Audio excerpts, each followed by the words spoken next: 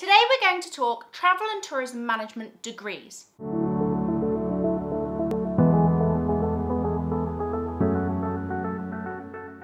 Now, for any of you who already follow me on YouTube, you will see that I have made a few videos about doing a travel and tourism course in general and why I think it's great and why I think it's not so great. But today, I am going to specifically talk to you about doing a university degree in travel and tourism management. If you are new here, I think it is only just that I quickly introduce myself to you to tell you why, I hope, I am actually qualified to talk to you about this topic. So my name is Dr. Hayley Stainton. I have taught in academia for more than a decade, and now I have taken my teaching from the classroom onto YouTube. So it is accessible to everybody, which I think in this day and age is pretty important. I've taught travel and tourism management for many years. I've studied travel and tourism management for many years. In fact, I kind of live and breathe travel and tourism academia, really. So if anybody should be in the position to tell you whether you should study a travel and tourism management degree or not, it's me.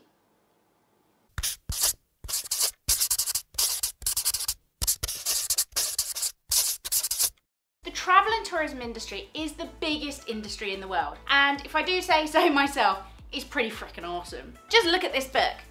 Love it. 501 must-visit destinations. There are so many places in the world to visit, and it's such an exciting industry. There are so many opportunities, so many different jobs. It's absolutely awesome. There are so many opportunities in travel and tourism management. You could work as a waiter or a chef in hospitality. You could focus in on aviation. You could be a pilot, cabin crew, air traffic controller. There are loads of jobs. You could focus on customer service, which spans most of the industry, really. There are so many opportunities. One of the things that travel and tourism has been renowned for is for damaging the environment and not being environmentally friendly. Well, you can help change that. You can literally help change the world by studying a travel and tourism management degree. You can study sustainable tourism. You can develop eco-tourism provision, pro-poor tourism.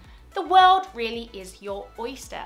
But studying travel and tourism isn't always all fun and games. In fact, if you want to do a travel and tourism management degree, it can get a bit serious. When you do a travel and tourism management degree, there are lots of books.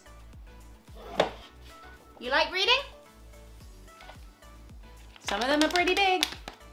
Travel and tourism management is about management. There are management concepts. There are business concepts. And some of this doesn't always reflect the excitement of being out in the world and seeing what the world has to offer. Sometimes doing a travel and tourism management degree is more about sitting in the library. Another great thing about studying a travel and tourism management degree is that the degrees typically are pretty broad. You will learn all sorts of things, from marketing and promotion, to sustainable tourism, to airline and airport management, to hospitality provisions. Typically, a travel and tourism degree will have lots and lots of units or modules, and these will span the entire industry. And remember, travel and tourism is the biggest industry in the whole world. So that's pretty big, it's pretty broad.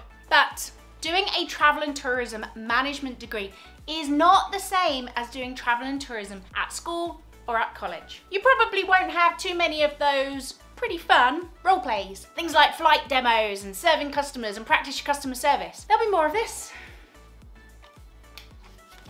And more of this. While studying travel and tourism at school or college is pretty practical, they are vocational courses at heart, which means they are intended to prepare you for the workplace. They're not usually intended to prepare you for university. If you then proceed to do a travel and tourism management degree, you will encounter some key differences. And the main ones there are that all the practical elements, all the work-based elements, or most of them at least, will be reduced a lot. And that will be replaced with more academic studies and academic work. By doing a travel and tourism degree, you will learn things like how to analyse. So for example, when you go on holiday, you will see things that your friends and your family might not necessarily see. Okay, they'll see it, but they won't necessarily compute what they're looking at in the same way that you will. Because if you've studied travel and tourism, you will likely look at something and think, why is that happening that way? why isn't that like that? For example, you might be walking along the beach and you see some litter on the beach, and you know, because you've studied it, about the impacts that litter and plastic can have in the ocean on the local marine life, and how that can in turn affect the whole ecosystem. If you don't know about this yet, have a look at my video on the environmental impacts of tourism.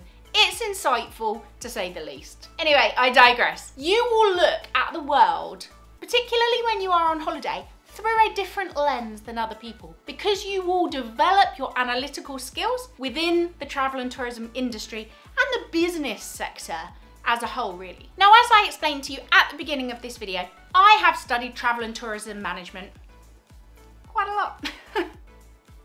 I've studied it for most of my life. I've done an undergraduate degree, a postgraduate degree, I've got a PhD. All of this is in travel and tourism management. So obviously I'm a big advocate of studying travel and tourism management at university for your degree. But it's really important that you understand that actually not all jobs in travel and tourism require a degree. And if you are sure, and a lot of people are not, but if you are sure that you want to do a particular job and it doesn't require a degree, then maybe university isn't for you. University is expensive, and I've got lots of videos about this. Do have a look through my channel because I've got loads of videos I think you'll really love. University can be expensive and takes up a lot of time. You're probably looking at 3 years. Is university for you? On the other hand, I have met lots of people who have had their heart set on a particular job and they got that job. Great.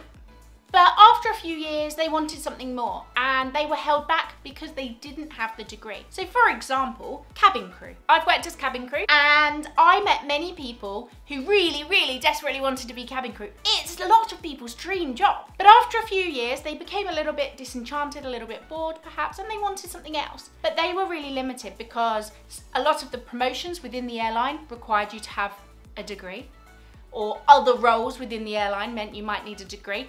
And a lot of jobs do need degrees. So I would advise, if you're not sure, maybe go for the degree. More than half of people, certainly in the UK, have degrees these days. So by not having it, you might potentially be putting yourself at risk in the future, that you might be underqualified for a job, or there are people who are more qualified than you are, so they get it over you. And you probably don't want that to happen. But don't do a degree just for the sake of it. Know its worth, know its value, know why you're doing a degree, and make sure you really give it some thought. And another thing that I do think is pretty important to consider is the price. Now, unfortunately, many jobs in the travel and tourism industry are not particularly well paid. Now, what this means is that there are many travel and tourism management graduates out there who never pay back their student loans. This is not ideal, obviously. Do you really want to spend the whole of your life trying to pay back a loan that you never actually managed to do?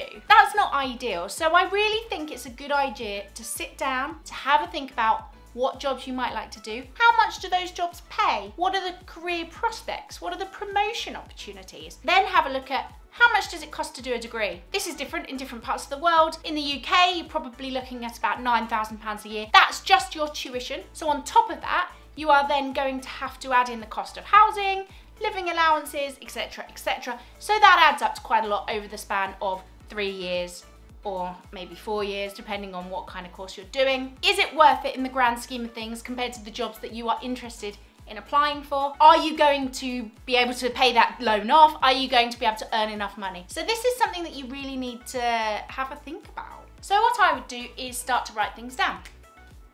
I would take a big piece of paper or a book, or maybe even write things on your phone, or good old whiteboard. I am a teacher after all. And I would make notes about what are the good things, what are the bad things, and then try and come to some kind of conclusion. And if you don't come to a conclusion straight away, one of the good things to do is to just, write it on here, leave it up on your wall. Oops. Dropped my pen with. Leave it up on the wall. Have a look at it over the next few days, weeks maybe, because at some point something might just click and the pieces of the puzzle might come together. So something that I often like to do is just to do a chart. And you do the reasons for and the reasons against. And then in here you would write the good reasons. So for example, should I do a travel and tourism management degree? Well, yes, I should, because it has enhanced career prospects.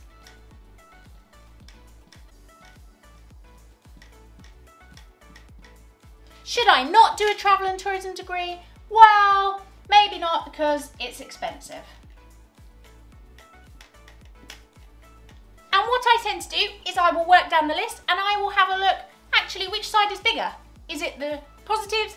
Is it the negatives? And only you can know, because no two people are the same. We all have our own unique situations and circumstances, and only you know whether a travel and tourism degree is right for you or not. So I hope you found that interesting, helpful. Travel and tourism management degrees are great, but they're not always for everybody. If you have found this video helpful, do me a favour, hit that like button. It helps me to share this message to the world and to educate people on all things travel and tourism and university.